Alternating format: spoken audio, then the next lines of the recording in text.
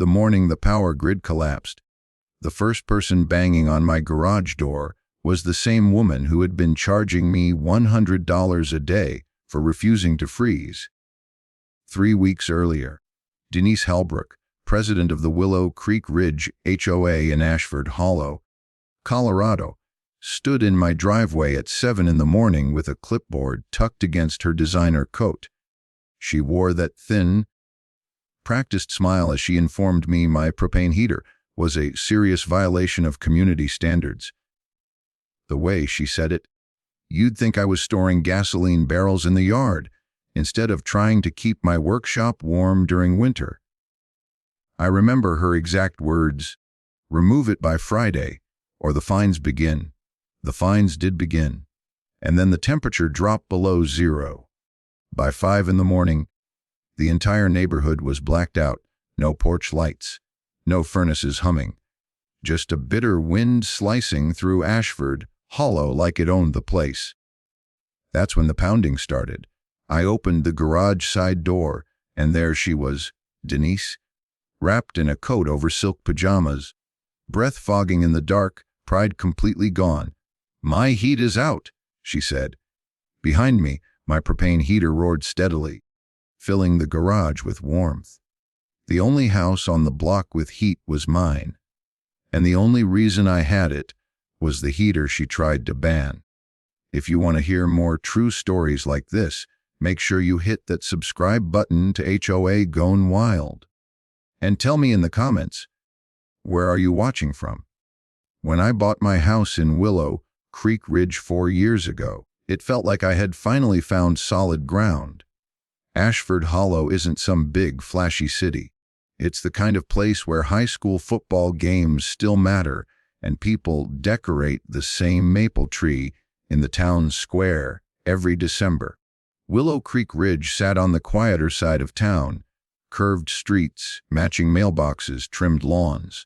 It wasn't luxury living, it was stability. And after years of apartment noise and moving around for work, stability sounded perfect. I'm a mechanical engineer. Most of my job is remote design work, modeling systems, solving problems before they become disasters. But the real work that keeps me sane happens in my garage. That garage is my sanctuary. I restore old furniture, build custom cabinets, and sometimes craft dining tables for neighbors. The smell of sawdust, the rhythm of sanding, the precision of cutting joints, it centers me. My dad taught me woodworking when I was a kid. He used to say, if you build it right the first time, you won't have to fix it later. After he passed, those weekends in the garage became more than a hobby. They became a connection to him. So when winter hit hard last year, I wasn't about to shut down my workshop. Ashford Hollow gets cold every year, but that December was different. The wind cut straight through walls, the kind of cold that makes your bones ache before you even step outside. My garage isn't insulated like the main house, so I installed a small, wall-mounted propane heater. Nothing flashy. Professionally vented through the exterior wall. Carbon monoxide detector installed. Fully inspected and cleared under county safety code. I did everything by the book. It wasn't visible from the street. It didn't make noise beyond a soft hum. It wasn't bothering a single soul. Until Denise Halbrook decided it was. Denise had been HOA president for about 2 years, and she treated the position like she'd been elected governor. She carried the HOA binder everywhere, quoted sections and paragraphs like scripture. She loved the words liability and precedent. Every meeting felt like a courtroom drama, and she was both judge and prosecutor. One Thursday afternoon, I pulled into my driveway and saw a bright orange violation notice taped to my garage door. Even from my car, I could feel my stomach drop. Unauthorized fuel-based heating device in attached garage. Remove within 5 days. Fine of $100 per day will begin thereafter. $100 per day. I actually laughed at first. It had to be a misunderstanding. That night, I sent Denise a polite email. I attached my inspection approval. the manufacturer's safety certification. I even quoted the HOA guideline that restricted externally visible alterations, explaining that the heater was entirely inside my private garage and fully compliant with county law. Her response came less than an hour later. The board has determined propane heating devices pose a risk to community safety. Remove it immediately to avoid further penalties. No explanation. No reference to a specific bylaw banning heaters. Just, the board has determined. I had attended enough HOA meetings to know that most board determinations were actually Denise decisions. So I went to the next meeting. I brought a folder with every document neatly organized. I calmly explained that the heater was inspected, safe, and legal. I asked her to show me the exact clause prohibiting propane heaters. Denise flipped through the binder dramatically and pointed to a vague line under a section labeled hazardous materials. That clause refers to chemical storage, I said. Gasoline drums, solvents, not permanently mounted heating systems. She gave me that tight smile, the one that doesn't reach the eyes. Interpretation falls under board discretion, she replied. That was the moment something shifted. This wasn't about safety. It was about authority. 5 days later, the fines started. $100 per day. The letters arrived like clockwork, formal language, increasingly aggressive tone. They mentioned liens, legal collections, suspension of voting privileges. They even threatened to restrict access to the community clubhouse, which I had used exactly once. Neighbors started whispering. At the mailbox, one guy leaned in and said quietly, "She nailed me last year over the shade of brown on my fence. Just pay it. She'll move on." Another neighbor admitted he had a propane grill stored in his shed, but didn't dare say anything publicly. People didn't agree with her, but they were afraid of her, and that bothered me more than the fines. By the end of 2 weeks, I technically owed over $1,000. Every time I walked into my garage and felt the warm air from that heater, it felt like defiance. Not reckless defiance, reasonable defiance. I had done everything correctly. I had followed the law. I refused to let someone twist vague language into a weapon. Then the forecast changed. Meteorologists began warning about a severe cold front moving toward Ashford Hollow. They called it a once-in-a-decade freeze.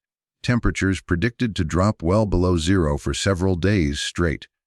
Heavy winds, ice accumulation, potential strain on the regional power grid due to increased demand. That last part caught my attention. Willow Creek Ridge runs almost entirely on electricity. Electric furnaces, electric stoves, electric water heaters. Even most fireplaces were decorative, not functional. If the power went out, there would be no heat.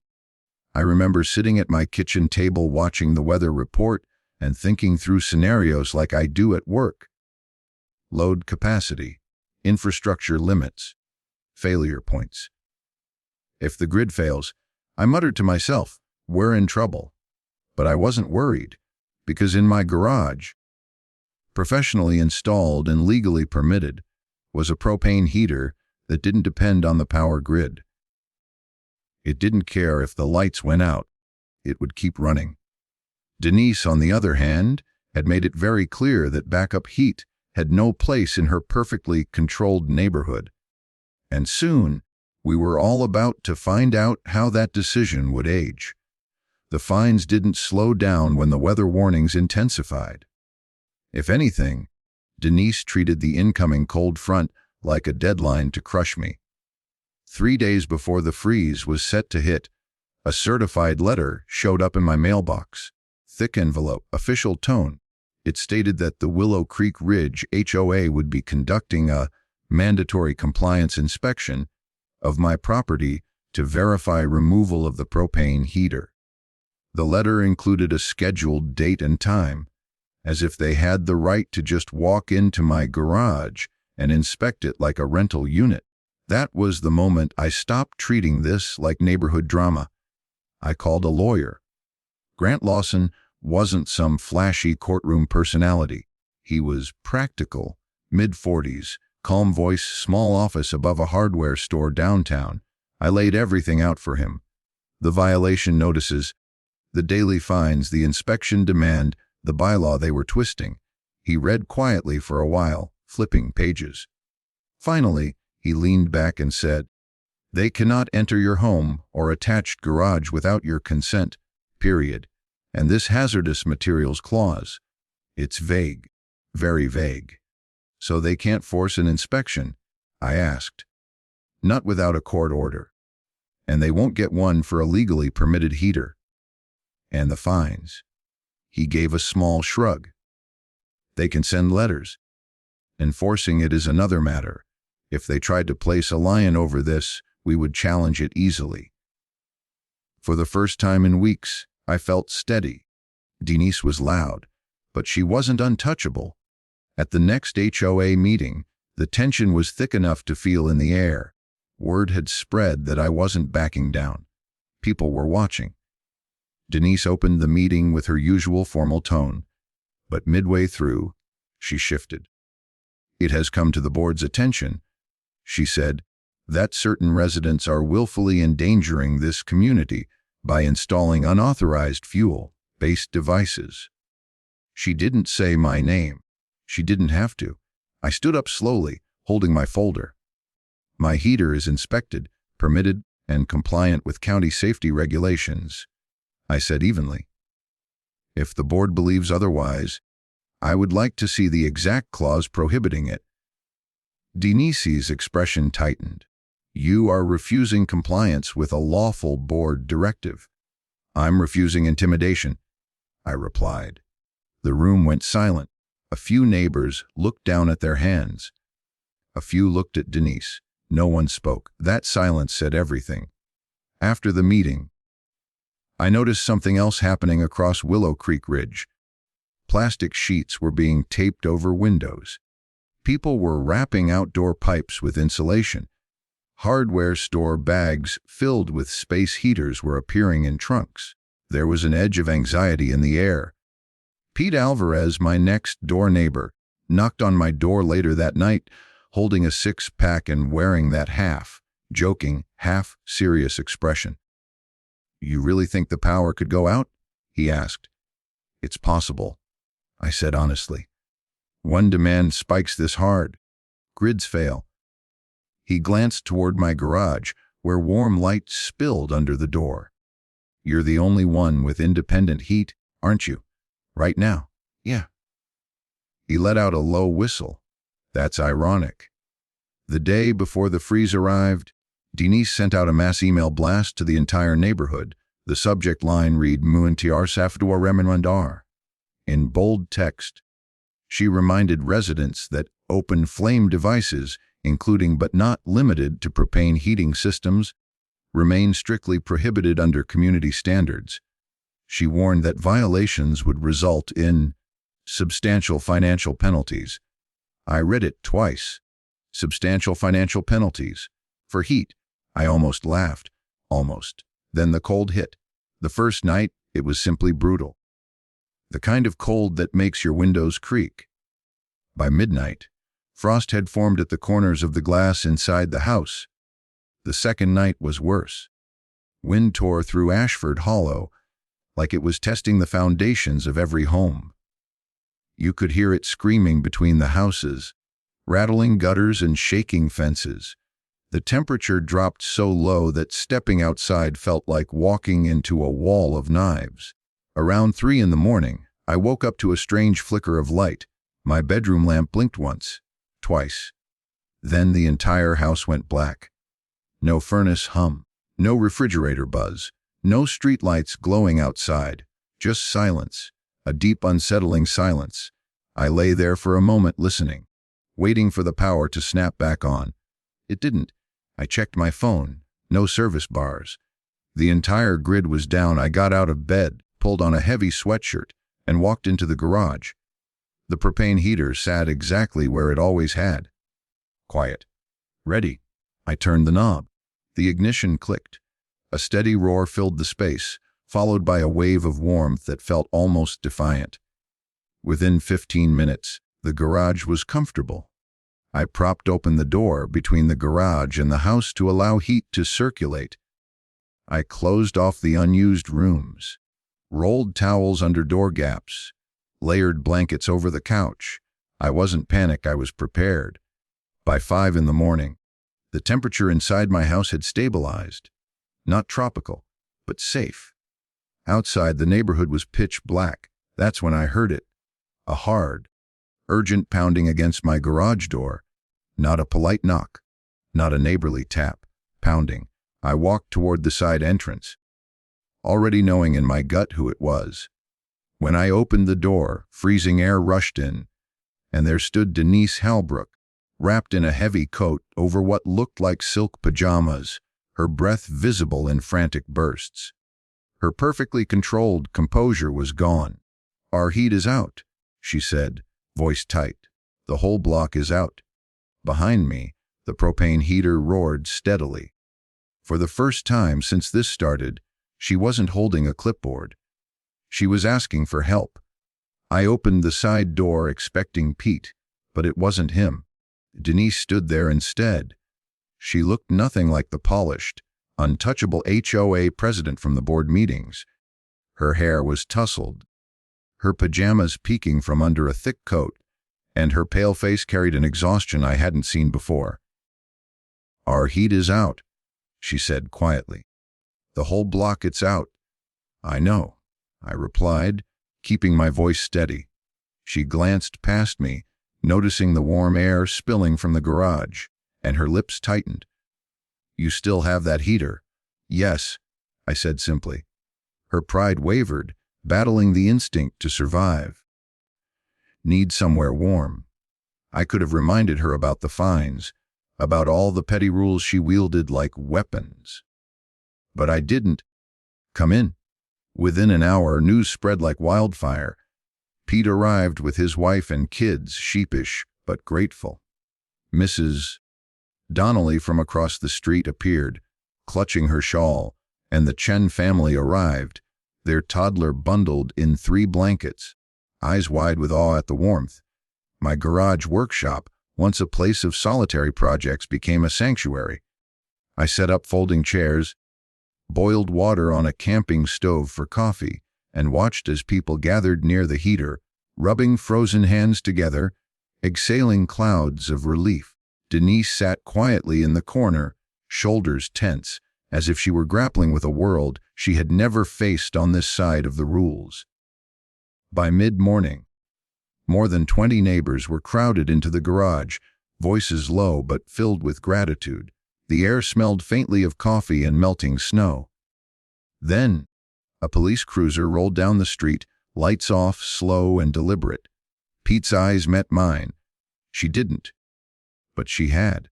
Denise had already made the call, reporting an illegal heating device creating a fire hazard. I could almost see her justification unraveling as she walked in, hoping the law would back her authority. The officers stepped into the warmth, scanning families wrapped in blankets. One of them turned to me. "Sir, is this heater permitted?" I handed over the documentation without hesitation. The officer studied it, nodded, then addressed Denise. "Ma'am, this is lawful, and right now it's helping people." Her face flushed a deep crimson, a mixture of embarrassment and realization. The authority she clung to so tightly, the rules she used to wield fear and control, suddenly felt fragile and hollow in the face of simple humanity. In that moment, everything shifted. The power dynamic that had been lopsided for months, the tension that had simmered in meetings and notices and fines, dissolved in the warmth of the garage. Denise sat down heavily, eyes darting around at the neighbors she had tried to dominate, all of them smiling, chatting, living. I felt a strange mix of vindication and pity. She had seen her rules bend against the very people she swore to protect. But she also saw what it meant to be human in need, something her office had shielded her from for so long. Families laughed softly at stories of frozen pipes and last-minute fires. Children chased each other around folding chairs, and for a few hours, the garage became the heart of the neighborhood. Denise's silence spoke more than any apology could have. She had lost the fight she thought was hers to win, but perhaps she had gained an understanding she had never sought. By afternoon, the crowd thinned as the streets warmed and power returned to homes. People left quietly, murmuring thanks, some hugging me, others sharing brief smiles with Denise, who lingered just long enough to watch them leave. I didn't gloat, didn't remind her of the fines or the broken rules. The moment itself, her quiet realization, her subdued presence, was enough. She had stepped into the consequences of her own authority and seen them stripped of their teeth. And for the first time, I sensed she might understand what true responsibility looked like. The heater hummed softly behind me as I cleaned up the folding chairs. The sun hit the garage just right, casting long shadows on the tools and workbenches. It was ordinary yet profoundly different. That day, warmth had come not from electricity or gas, but from compassion, from choice, from a willingness to step aside and let humanity guide action instead of rules. Denise finally spoke, her voice low and uncertain. "I didn't realize." "You didn't have to," I said. She nodded slowly, eyes downcast, understanding that control is fragile, but kindness endures. And as the last of the neighbors disappeared down the street, the garage felt quiet again, yet full of something far stronger than power. It was full of trust, of community, of a new balance that no fine or mandate could ever take away. In that turning point, the world didn't shift in headlines or votes or threats. It shifted in a simple garage with a heater and the warmth of people coming together when it mattered most. This was more than a victory. It was a lesson, one that even the most rigid heart could not ignore. By afternoon, the outage had spread like a shadow over Ashford Hollow. Street after street was dark, heaters silent, and emergency services stretched to their limits. Warming centers downtown were overflowing, lines of people curling around doors, shivering in the cold while volunteers scrambled to accommodate them. My garage had become more than a workshop. It was the unofficial hub of the neighborhood. Folding chairs circled around the heater, blankets were passed from one hand to another, and the hum of conversation mingled with the scent of coffee. Families shared stories, swapped blankets, and found a rare sense of community in the middle of chaos. Grant, my attorney, stopped by quietly, stepping around the clusters of neighbors. His presence was calm, almost unobtrusive, but when he leaned in, his voice was sharp with focus. "Document everything," he said. "Photographs, permits, letters. Keep a record of every detail." I nodded and got to work. I captured images of families huddled near the heater, toddlers asleep on laps wrapped in thick blankets, and elderly neighbors finally finding warmth. I photocopied permits, filed screenshots of HOA violation notices, and kept meticulous notes of the interactions with Denise and her staff. Every detail mattered. Every piece of evidence could matter later. Denise stayed mostly in the background, her usual confidence replaced with a careful watchfulness. She avoided eye contact, lingering at the edge of the crowd, observing but not engaging. It was a small crack in her armor, the first I'd seen that day, and I couldn't help but notice it. Late in the evening, the situation worsened. Pipes burst in two houses on the next street. Water gushed through ceilings and floors, the damage immediate and severe. Pete muttered under his breath, shaking his head. If they'd had backup heat, that's when the full scope hit me. The HOA's obsessive enforcement of rules, the fines, the petty notices, it wasn't just inconvenient, it was actively endangering people. Rules were one thing, but survival was another. And in the absence of common sense, real harm could come to anyone in the neighborhood. The thought settled like a weight in my chest. If Denise and the HOA tried to pursue fines now, after endangering residents, after creating conditions where people could have been seriously injured, they would face consequences. I wasn't just prepared to defend myself, I was prepared to show just how reckless their authority had been. I began to outline a plan carefully, methodically. Step 1, gather proof. Step 2, document every interaction. Step 3, ensure that the community was aware of the reality. It wasn't about revenge, it was about accountability. I needed to make sure that the next time the HOA flexed its power, there would be a record too strong to ignore. Grant had suggested keeping a timeline, so I jotted down every detail from that morning: who had arrived, what the conditions were, and how the families responded. I included Denise's presence, noting her attempts to assert authority, even as the warmth and community around her undermined it. By the time night fully fell, Ashford Hollow was silent but tense. The heater hummed in the garage, a small island of light and warmth against the surrounding darkness. Families had dispersed, returning to cold homes wherever they could, but they left with an unspoken understanding that someone had their back. I reviewed the files I had collected, each photo and document a piece of a larger story. Every screenshot of an HOA violation, every letter threatening fines, every image of children and elderly neighbors seeking refuge in my garage. Together they formed a record of neglect and overreach. It was then I realized the larger truth: the HOA's power was built on compliance, fear, and ignorance.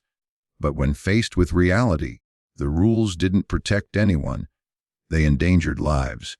And if the HOA tried to leverage authority now, I would be ready with proof. Ready to defend the neighborhood not just legally, but morally. I glanced around the empty garage, imagining the families who had warmed themselves here today, their trust, their relief, their quiet gratitude. It all became part of the plan. This wasn't about confrontation for the sake of pride. It was about preventing harm, about making sure that rules served the community, not hurt it.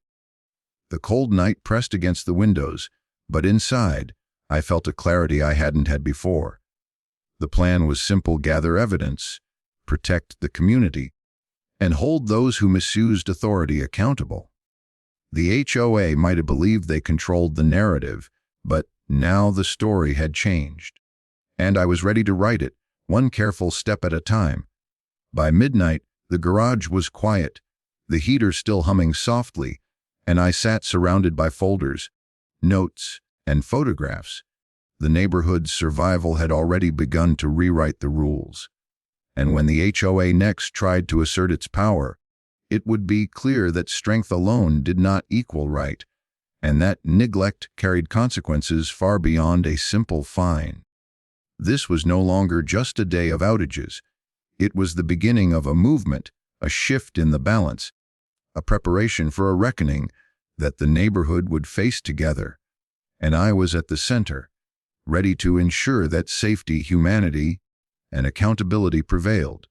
The lights flickered back on after 48 long hours, casting a warm, familiar glow over Ashford Hollow. Streets hummed with electricity again, heaters roared to life, and for most residents, the crisis was over.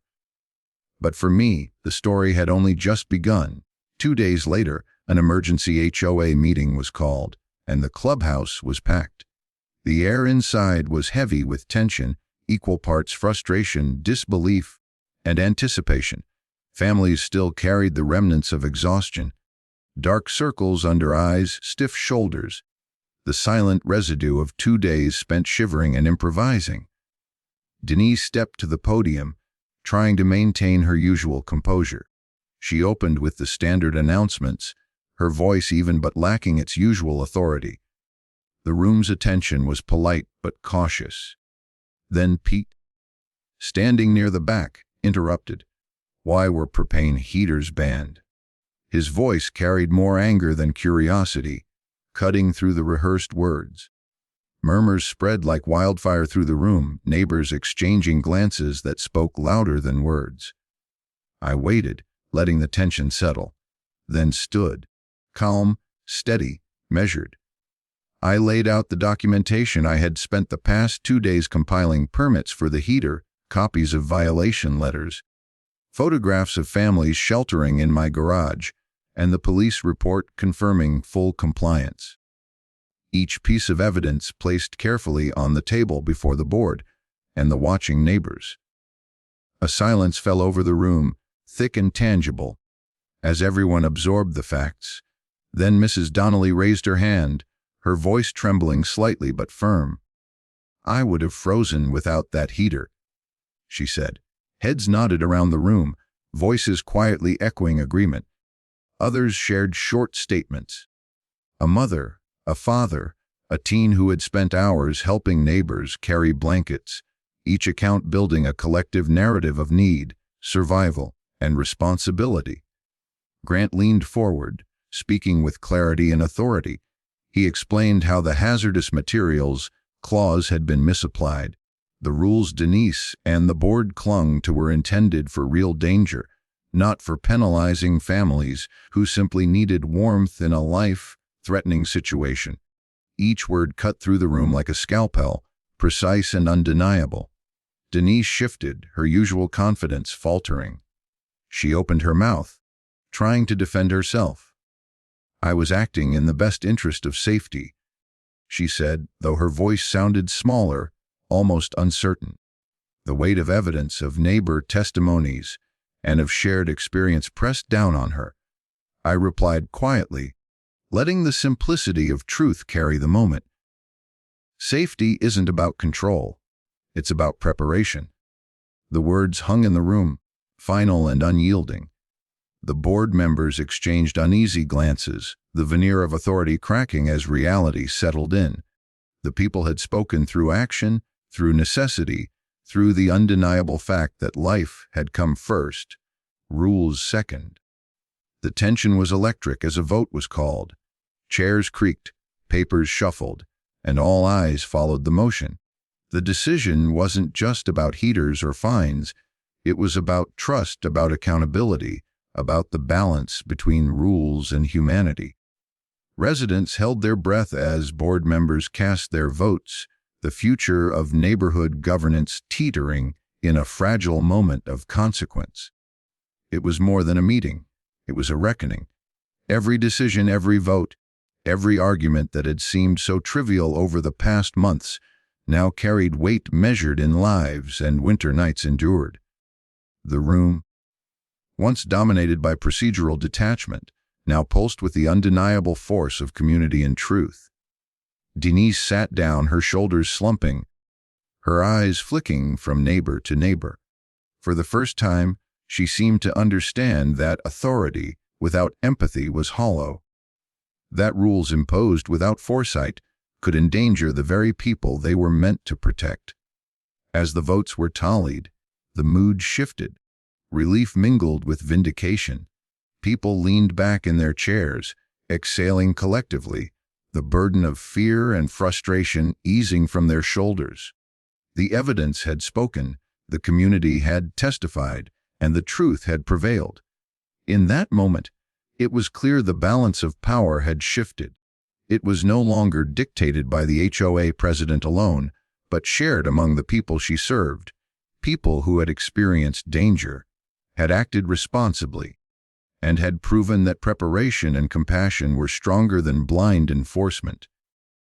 By the time the meeting ended, conversations were quieter but meaningful. Neighbors exchanged looks of gratitude, whispered congratulations, and subtle nods of solidarity. Denise left with a silence heavier than any reprimand could have imposed, the lesson written not in fines or formal letters, but in the undeniable proof that leadership meant more than issuing rules. It meant protecting life, even when it meant admitting you were wrong. The garage, the heater, the community effort, it had all led to this confrontation. What had begun as a simple act of warmth had become a catalyst for change. a reckoning that reminded everyone present that true authority comes from responsibility, courage, and humanity, not fear or control. And as residents left the clubhouse that evening, a quiet understanding lingered in the air. The neighborhood had learned something vital. They had learned that safety, compassion, and preparation could not be dictated. They had to be lived, shared, and defended together.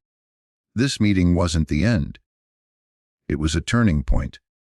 A moment when the community claimed its voice and when the rules, once rigid and threatening, were reshaped by the undeniable power of collective care and common sense. A few weeks after the chaos of the outage, Ashford Hollow began to feel like a neighborhood again. The streets were alive with normal chatter, the hum of electricity a quiet reminder that life had returned to its usual rhythm.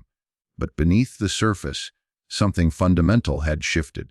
The HOA bylaws had been revised. A new emergency preparedness clause now stood as a safeguard for everyone, a recognition that rules alone could never replace common sense. Backup heating systems were officially allowed, provided proper permits were obtained, removing the arbitrary restrictions that had once endangered families. For the first time, the neighborhood had a framework to ensure that winter wouldn't catch them unprepared again.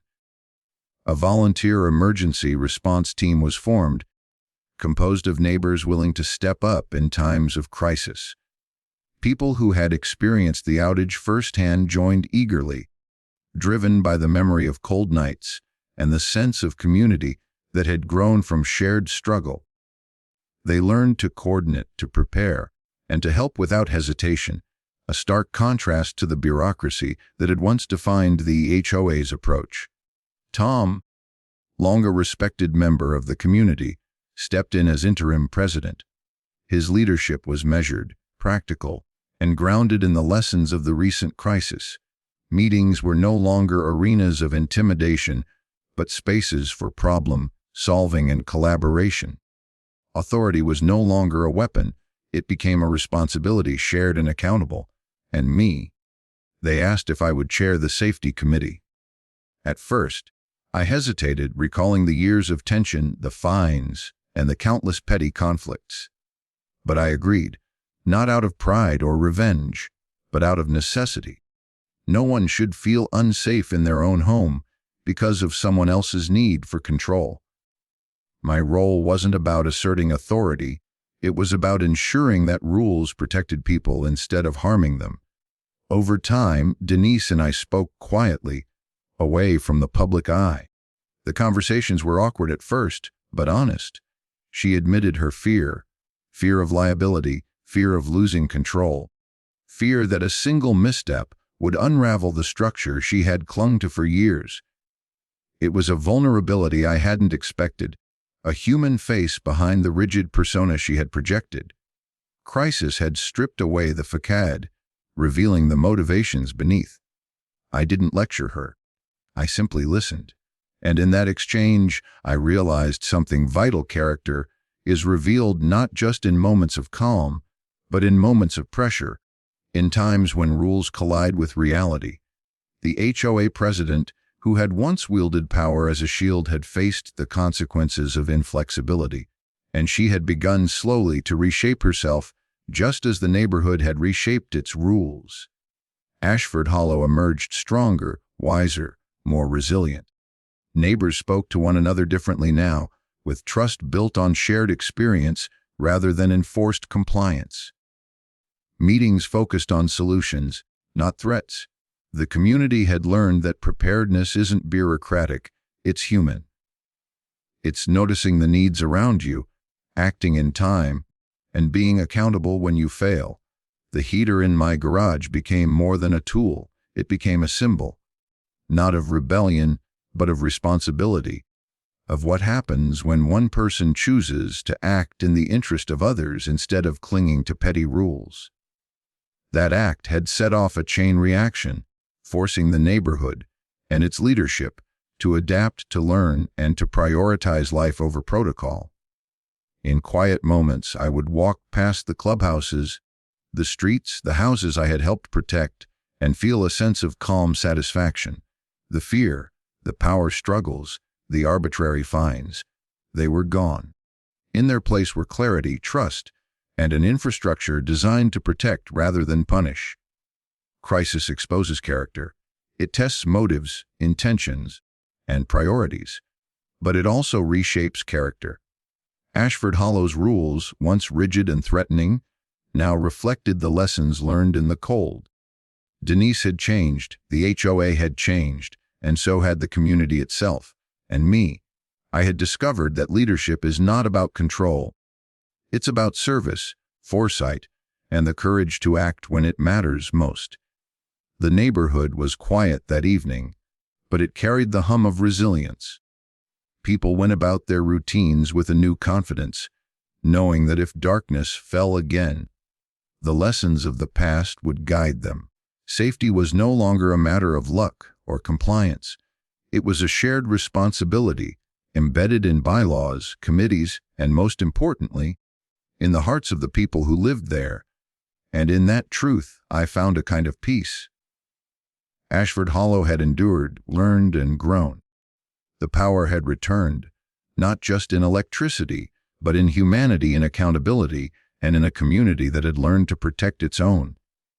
Looking back, it still amazes me how close we came to real disaster, all because of one rigid interpretation of a rule. That propane heater was never about rebellion. It was about being prepared, about making sure that when the lights went out, families wouldn't freeze while bureaucracy argued over permits. Preparation mattered far more than paperwork, and that simple truth saved lives. I don't hate Denise. If anything, I think she forgot what leadership really means: listening, understanding, and acting with foresight, not just issuing commands. The storm reminded all of us that community isn't built on fines, threats, or the illusion of control.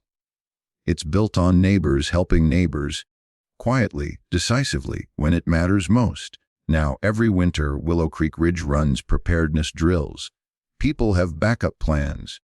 The garage that once triggered a violation notice is now stocked with emergency supplies for anyone in need.